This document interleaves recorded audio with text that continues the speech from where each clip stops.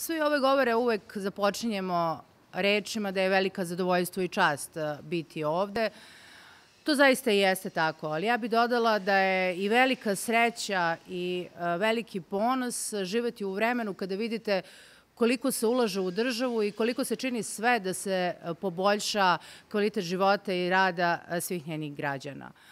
Ovo velepno izdanje na čijem gradilištu se sada nalazimo je jedno ne toliko simbolično, jer svojom građevinom i svojom savremenošću nikako ne može da bude simbolično, ali na simboličan način pokazuje kakav je pristup kompletne države kada su u pitanju svi aspekti života i rada njenih građana.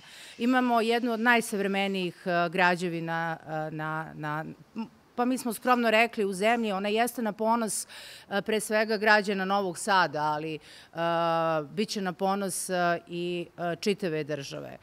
Šta će konkretno omogućiti ova nova zgrada PIO fonda u Novom Sadu? Pa omogućit će pre svega da se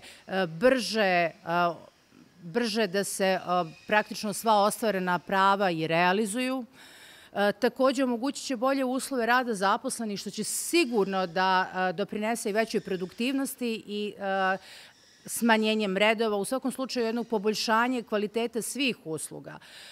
Prostorije gde se sada nalazimo, znači, bit će jedan šalterski prostor, ali ono što je jako bitno i čemu je posebno pridata pažnja to su prostorije za medicinsko veštačenje, prilagođeno osobama sa invaliditetom, apsolutno prilagođeno sve i u odnosu na stepen invaliditeta, zatim čitav niz soba koji su isključivo prilagođene različitim poremećajima zdravlja, odnosno osobama sa različitim poremećajima zdravlja, sve u cilju što veće komfora prilikom dolaska za ostvarivanje prava.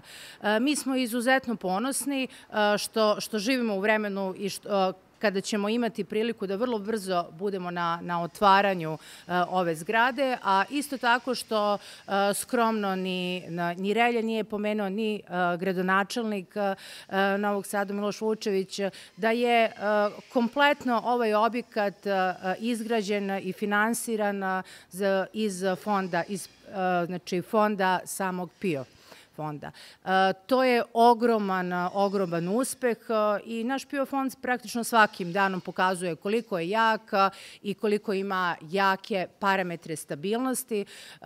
Da vas podsjetim, 2012. godine ukupan procenat dotacija za penzije je bio skoro 50% iz budžeta države, a evo dočekali smo vreme da u maju i junu ovoga meseca za penzionere koji su pripadali kategorijama zaposlenih nema uopšte dotacija iz budžeta države i da se sve kompletno isplaćuje iz PIO fonda. Naš PIO fond svakim danom sve jača, ova zgrada jeste i simbol snage i snaženja naše države i nadamo se da ćemo u skorijem vremenskom periodu prisustvovati i otvaranju drugih sličnih objekata u našoj zemlji, jer to nam i jeste cilj i jeste plan. Hvala vam svima.